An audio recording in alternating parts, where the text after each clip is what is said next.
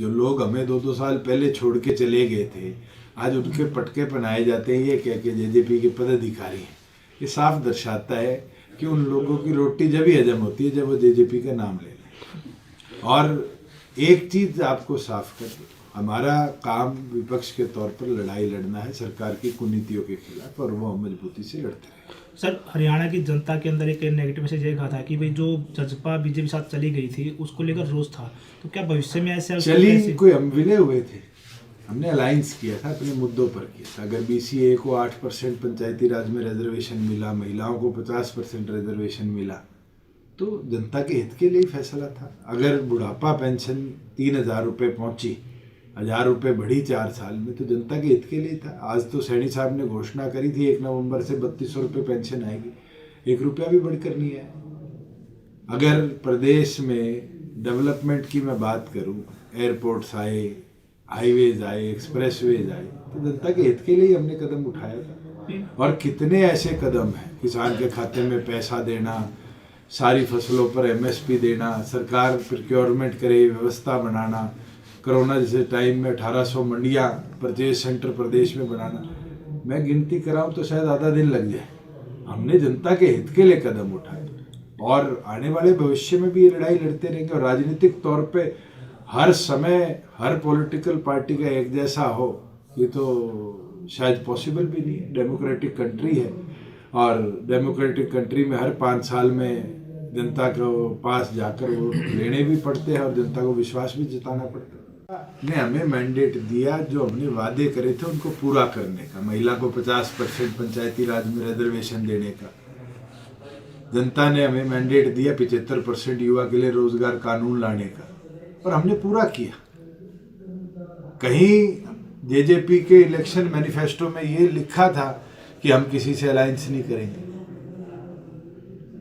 राजनीतिक तौर पर अलायंस होते रहे हैं और ऐसे ऐसे अलायंस भी इस देश में हैं जो आपने कभी सोचे ना। कांग्रेस ने केजरीवाल की सरकार नहीं बनाई थी। जिस कांग्रेस के विरुद्ध मिलकर केजरीवाल इस देश की राजनीति में आए, उनकी सरकार बनाने वाली कांग्रेस थी।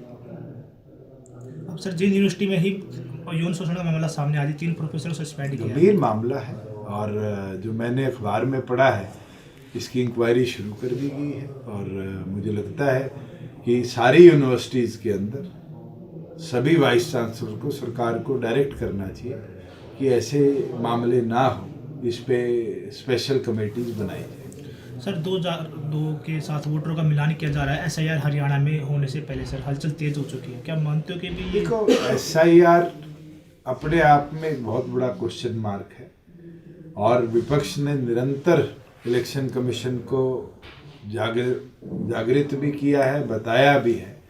मगर इलेक्शन कमीशन एक ऑटोनॉमस बॉडी की बजाय कहीं ना कहीं अलाइंड बॉडी बनकर दिखती आ रही है। उनको अपनी ऑटोनॉमसनेस दिखानी चाहिए, विपक्ष को भी बराबर सुनकर उनकी सुनवाई करनी। सर, अभी कुछ दिन पहले ही एक सोशल मीडिया पर काफ़ी मुद्दा वायरल हुआ कि पूर्व आईपीएस आरएस यादव के जो बताया कि वैसे चौटाला ने उनको 39 जूते बंद कमरे मारे थे। ना आपने देखी ना मैंने देखी। जो बात है वो सामने आ जाएगी। जो लीगल एक्शन लेगा कोई तो उसके बाद साबित हो जाएगी। सर, अब क्या मानते हैं इनेलो और जो कांग्रेस है, जेजेपी किस तरीके से मजबूती से ऊपर खड़ा पाएगी? इसके लिए क्या बहुत मजबूती से अपने संगठन को 1700 पदाधिकारियों को मैदान में उतार चुकी है। अब हल्के लेवल तक का संगठन रैली बाद घोषित हो जाएगा और मैं मानता हूं कि जननायक जनता पार्टी का एक एक पदाधिकारी, एक एक कार्यकर्ता अगले 4 साल हरियाणा के प्रत्येक व्यक्ति की लड़ाई को मजबूती से जो रैली रखी गई सर, इसमें क्या मानते राजनीतिक रूप देने के लिए जजपा और उभर के आएगी तन मन धन से लोग उसके साथ जुड़ पाए? आप 7 तारीख को आमंत्रित है जुलाना पहुंचे और 7 तारीख को आपको जननायक जनता पार्टी का एक एक कार्यकर्ता, एक एक नेता जुलाना की दरगाह पर दिखे। सर, कोई बड़ा नेता भी शामिल हो गई? डॉक्टर अजय सिंह चौटाला जी हमारे राष्ट्रीय अध्यक्ष हैं, उनसे बड़ा नेता मुझे नहीं लगता हमें जरूर। 8वां स्थापना दिवस जुलाना में बनाया जा रहा है और आप सब भी आमंत्रित हैं। हरियाणा के प्रत्येक गांव में, प्रत्येक शहर में कार्यकर्ताओं ने जाकर निमंत्रण भी दिया है और मैं मानता हूं कि जुलाना की धरा पर एक नया इतिहास 8वें स्थापना दिवस के तौर पर जननायक जनता पार्टी के कार्यकर्ता रचने का काम करेंगे। और पूरे जोश, हर्ष और उत्साह के साथ पार्टी का 8वां स्थापना दिवस डॉक्टर अजय सिंह चौटाला जी के नेतृत्व में मनाने का काम करें। तो राजनीतिक रूप में कैसी यह रैली रहेगी जो प्रदेश में होने जा रही है? जनता आज त्राही त्राही प्रदेश को होते देख रही है, चाहे वो कृषि क्षेत्र हो, चाहे वो कमेरा हो, चाहे वो गरीब हो।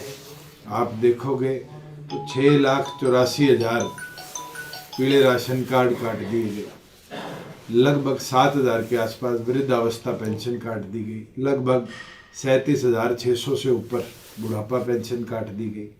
आज MSP 3 फसलें अभी मंडी में आई थी, जीरी 300-350 MSP से नीचे बिकी, बाजरा 2775 MSP थी, 2,000 से ऊपर कहीं नहीं गया।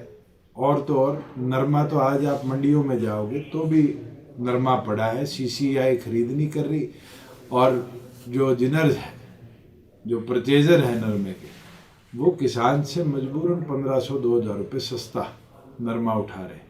ये दिखाता है कि सैनी साहब कितने गंभीर हैं। MDU के अंदर जो इतनी बड़ी घटना हुई है, जहाँ 1.5 साल से लोगों के साथ धोखा करके NAC A+ रेटिंग का, और ये दर्शाया गया कि आपको एक अच्छी शिक्षा दी जा रही है। पता चलता है कि 1.5 साल से उस यूनिवर्सिटी के पास रेटिंग नहीं है।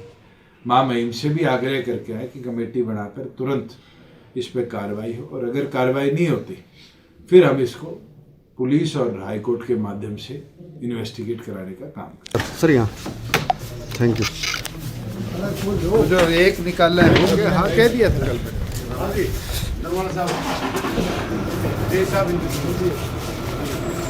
मेरे साथ में अच्छा